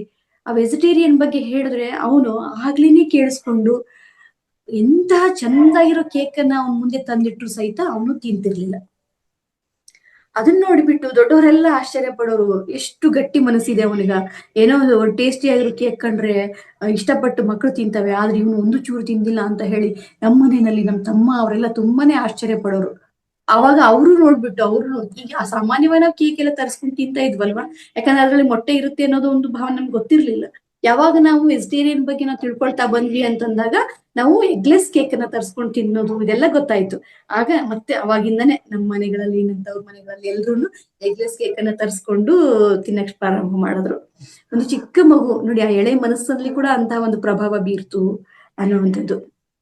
ಆಮೇಲೆ ಇನ್ನೊಂದು ಹೀಗೆ ಎರಡನೇ ಮಗು, ನನ್ನ ಎರಡನೇ ಮಗು, ಆ ಮಗು ಕೂಡ ಅಷ್ಟೇನೆ ಸ್ವಲ್ಪ ಗ್ಯಾಪ್, ನನ್ಗೆ ಒಂದು 5 ಇಯರ್ಸ್ ಗ್ಯಾಪ್ ಆಯ್ತು. ನಾನು ಆಕ್ಚುಲಿ ಸಾಕು ಒಂದೇ ಮಗು ಅನ್ಕೊಳ್ತಾ ಇದ್ವಿ. ಸಾಕು ಒಂದೇ ಮಗು ಅನ್ಕೊಳ್ತಾ ಇದ್ವಿ. ಆದ್ರೆ ನನಗೆ 2 ಮಕ್ಳು ಬೇಕಿತ್ತು. ಆ ಮಗುವಿನ ಖುಷಿ, ಆಟ ಪಾಠನ ನೋಡ್ಬೇಕಿತ್ತು. ಫಸ್ಟ್ ಮಗುನ ಸ್ವಲ್ಪ ದಿನ ಇಟ್ಕೊಂಡಿದ್ವಿ. ಆಮೇಲೆ ಅಮ್ಮ ಹತ್ರ ಬಿಟ್ಟಿದ್ದೆ ನಾನು. ಅಂದ್ರೆ ಕೆಲ್ಸ ಒತ್ತಡದಲ್ಲಿ ಆಗಲ್ಲ ಅಂತ ಹೇಳಿ. ಆ ಒಂದು ಖುಷಿಯನ್ನ ನಾನು ಅನುಭವಿಸಿರ್ಲಿಲ್ಲ. ಅದಕ್ಕೆ ನನ್ಗೆ ಬೇಕು 2ನೇ ಮಗು. ಈ ತರದೆಲ್ಲ.